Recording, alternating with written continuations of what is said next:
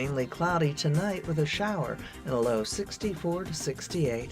Saturday will have a mix of clouds and sunshine with a shower in places. High tomorrow 75 to 79. Sunday and Monday both partly cloudy. High Sunday 76 to 79. Monday 78 to 80.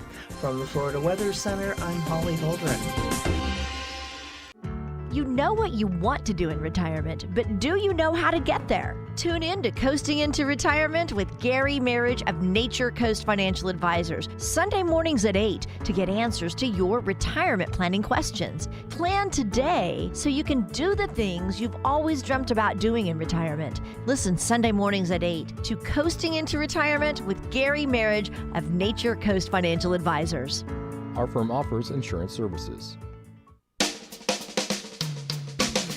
This is Ocala Talks with Tom Schmidt, bringing stories that are important to our community in and around Ocala. Plus, of course, a splash of sports as well. Now, here's your host, Tom. Welcome back to Ocala Talks on a Friday. I'm not real sure. Joe says, in that promo, he says stories that are important. I'm not real sure these stories that I'm about to go over are important, but they are humorous. That means it must be time for your hearing pleasure, Dumb Crook News. That's right. It's Dumb Crook News. We didn't get to have it last week. We didn't get the installment last week, but we're back at it this week with Dumb Crook News. We'll start here in Brownstown, Indiana. Is that politically correct to say? Is that racist, Brownstown, Indiana? I think we might need to change that name. We might need to somebody get up in arms, change that name. Brownstown, Indiana. An inmate has been rearrested and returned to jail in Jackson County. Sheriff Rick Meyer of Jackson County posted on Facebook, 28-year-old Blaze Ayers bolted from officers and locked himself into a medical room on Monday. When officers finally broke into the room, Ayers was gone. Sheriff says Ayers got up into the ceiling tiles. He was trying to make his escape through the ceiling tiles, but, it's just thin sheet metal and pieces of cardboard-type material. He fell through right into the jail's booking area. So they, rearrested him for escape right there in the booking area. He fell right where he needed to go. The sheriff says the attempted escape caused extensive damage to the ceiling. Ayers was treated with minor injuries. He's charged with attempted escape, destruction of county property for destroying the roof, and criminal mischief. What is criminal mischief? As opposed to misdemeanor mischief. But this moron tried to climb through the ceiling tiles and fell. And when he fell right into the booking area where they could just rearrest him, take his photo, fingerprints and all, rebook him into jail. And now he faces more charges. With the charges he was already facing, plus these charges, he faces up to a maximum of 15 years in prison. He fell through the ceiling trying to escape from the jail. Dumb crook. This story here, Hueytown, Alabama. Police are saying it's a case of revenge. There's been a string of Subway restaurant robberies in Alabama over the past month and a half. Zachary Torrance, 18, was arrested last Friday after he allegedly robbed 4 Subway restaurants over 4 days. When the detectives asked him why he had attempted it, he goes, I was angry. I felt like I should get my money back from Subway. So I went and just robbed Subway to get my money back. What was he angry over? Seems that Zachary Torrance is a bit overweight. Seems that he tried the Jared diet. It didn't work for him, he said, and he wanted his money back.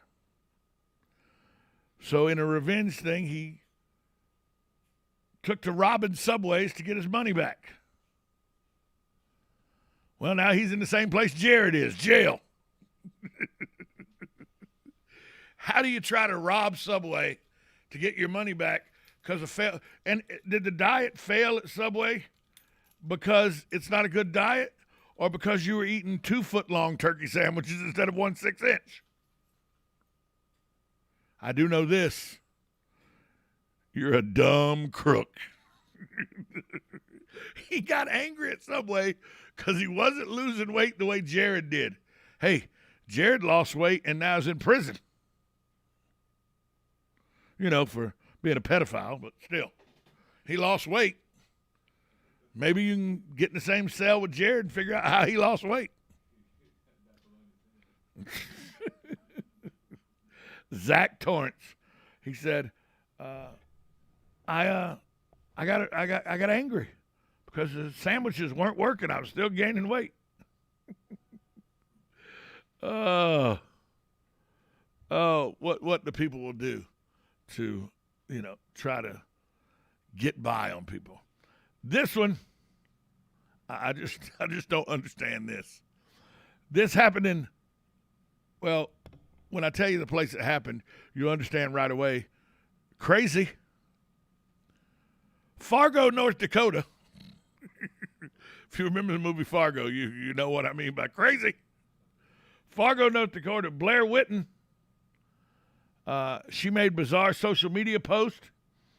Then she went to her ex-boyfriend's funeral. The Minnesota woman went to the funeral in Fargo, North Dakota. She plowed through a cemetery during her ex-boyfriend's funeral services in a car.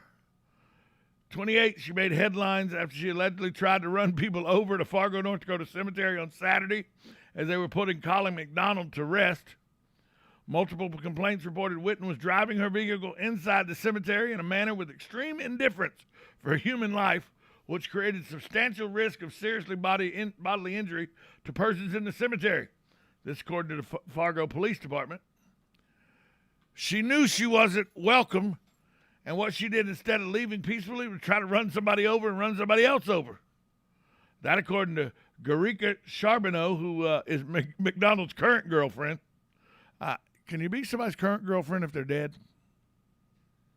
Just a question. Nobody was physically injured at the service.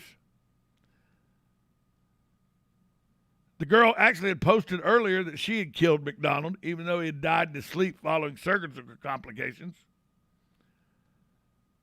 She's also accused of another bizarre incident act just right before the cemetery act, and that was a marble statue of Jesus which stood outside St. Mary's Cathedral in downtown Fargo. She spray painted it black during the morning hours 3 weeks before the incident with the cemetery. Investigators allege that Whitten was the culprit. She's been charged with 1 count of misdemeanor criminal mischief in connection with the statue's vandalization. So she vandalized Jesus and then tried to run people over at her ex-boyfriend's funeral. Wow, you got is mental health issues. Are we checking those? Because she seems cray-cray. I'm just saying. She goes on Facebook, puts out posts saying, I killed my ex-boyfriend, when he'd actually died of surgical complications. Then she shows up at his funeral, racing through the cemetery yard, trying to run people over with her car. And that was 3 weeks after she'd been arrested for vandalizing a Jesus statue. If that doesn't scream, I need mental illness help, nothing does. And I'm not making light of mental illness. It's just as important as heart illness, lung illness, kidney illness. But this woman needs help. She vandalized Jesus, a statue of Jesus. She put on Facebook that she killed her ex-boyfriend. And then she tried to kill people at her ex-boyfriend's funeral by running them over with a car. That's not just a dumb crook. That's a mentally ill dumb crook, if you ask me. But it's Fargo. I saw the movie Fargo. I know how Fargo is. or at least how Hollywood portrays Fargo. I've never been to Fargo, North Dakota. Too damn cold. No reason to go. No reason. William H. Macy, that's all I need to know about Fargo. That's all I need to know.